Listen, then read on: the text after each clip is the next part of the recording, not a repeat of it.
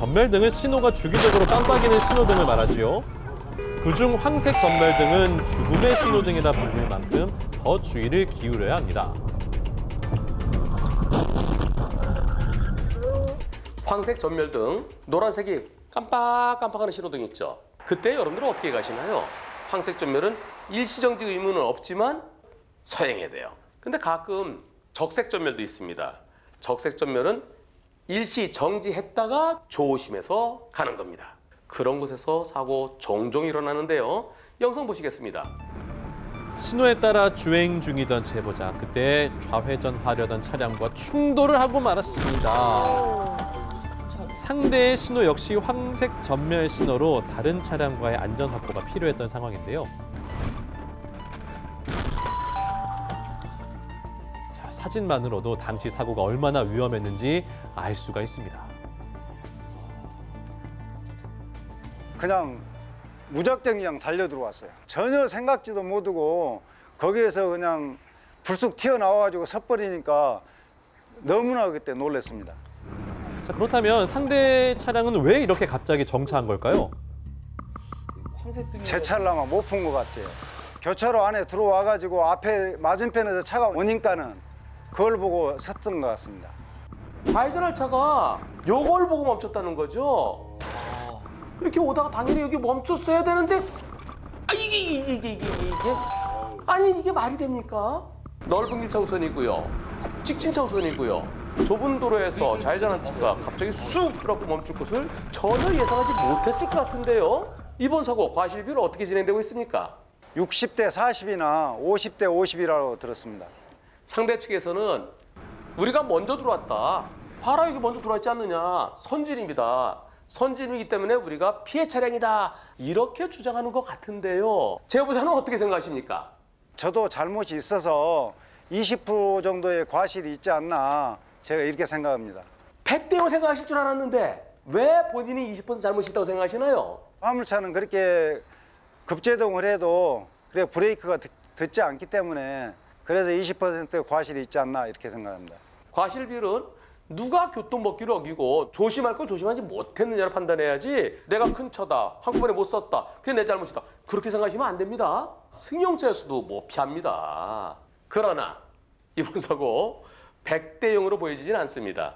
황색 전멸등이라는 것은 조심해서 가라는 겁니다. 신호등 없는 교차로로 생각해야 됩니다. 신호등 없는 교차로에서는 나 말고 다른 차는 믿을 수가 없어요. 저 차가 나를 못 볼 수도 있고요. 저 차가 나보다 먼저 갈 거로 착각할 수도 있고요. 사고 당한 다음에 100대 0은 의미가 없습니다. 그때 내가 피해야죠. 피하기 위해서는 속도를 줄여야 됩니다. 이때 속도를 줄였다면 이때 이 차가 들어왔을 때 속도를 줄여놨으니까 내가 미리 멈출 수 있죠. 이번 사고는 제보자가 만일에 대비해서 서행하지 않은 점, 그 점이 아쉬움으로 남습니다. 이번 사고는 흰색 차 80, 제보자 20 또는 90대 10으로 보입니다. 황색 전멸 신호 반드시 속도를 줄이고 안전을 확인하시기 바랍니다. 예상치도 못한 차량이 갑자기 차선을 변경해서 내 앞을 이렇게 가로막는다면 미처 피할 겨를도 없이 큰 사고로 이어지기 쉽습니다. 운전하시다가 완전히 골탕 먹는 경우가 있습니다. 왼쪽으로 나가는 줄 알았는데 갑자기 오른쪽으로 들어오면 황당하죠. 어떤 사고인지 영상 보시겠습니다. 화물을 싣고 이동 중이던 제보자, 1차로에서 주행 중이던 차량을 피해서 차선을 변경하자마자 이렇게 사고가 발생하고 말았습니다. 자, 그런데 상대 차량은 이미 2차로에서 1차로로 차선을 변경한 상황이었고요. 하지만 갑자기 우회전을 시도하면서 사고를 일으킨 겁니다. 갑자기 저쪽으로 들어가죠? 이 사고로 제보자의 차량은 앞 범퍼가 완전히 망가졌고요. 상대방 차량은 브레이크 등이 파손됐습니다. 위험할 뻔했네. 이건 아닌데 했어요. 우측으로 돌으라고 예상을 너무 못했기 때문에 순간 멍한 느낌? 아무 생각 없었습니다. 그냥 크락션만 누르고 있었지. 브레이크 잡고. 이 덤프트럭은 2차로 가다가 1차로 들어갔습니다. 근데 왜 갑자기 다시 우회전한 건가요? 나중에 이제 그 사고 나고 보니까 거기가 현장의 입구더라고요. 1차선에서 크게 돌아 들어가야지만이 들어갈 수 있는 입구가 우측에 있었습니다. 네, 현재 과실 비율은 어떻게 진행되고 있습니까?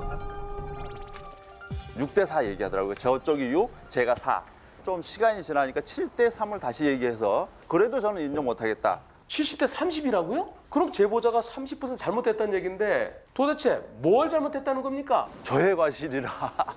제 과실이라고 생각하면 큰 차를 갖고 있었다라는 거? 이런 대형차는 운행을 하면 10%의 과실을 일단 잡고 들어가요. 보험사에서도 우스갯소리로 하필 그때 왜 오셨어요? 뭐 재수가 없었네요. 진짜 억울하죠, 제 입장에서는. 제보자 차량의 속도가 시속 한 60km 정도 되어 보이는데요. 들어올 때 거리 15m 될까요? 그렇다면 피할 수 없는 사고인데 2차로 잘 가다가 1차로 들어왔어요. 제보자 입장에서는 이쪽 새길로 좌회전하려나 또는 유턴하려나 나는 정상적으로 직진하기 위해서 2차로 가던 중이었는데 깜빡이도 없이 들어오면 그걸 어떻게 예상할 수 있겠습니까?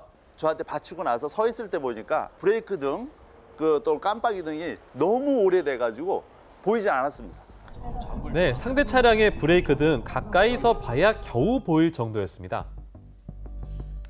깜빡이를 켜야 할 때 깜빡이 안 켜면 범칙금 3만 원이에요. 그런데 범칙금 3만 원이 아까워서 깜빡이를 켜야 되는 게 아니고요. 깜빡이를 켜지 않으면 대형 사고로 이어질 수 있습니다. 사망하거나 크게 다칠 수 있습니다. 그리고 내 차는 커서 오른쪽에 붙어서는 우회전을 못해. 그런 경우에는 뒷차에게 명확하게 의사를 표현해야 되는데요.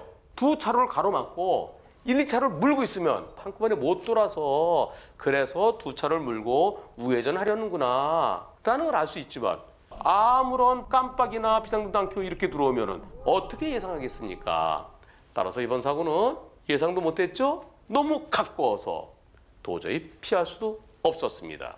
이번 사고 당연히 100대 0이어야 되겠습니다.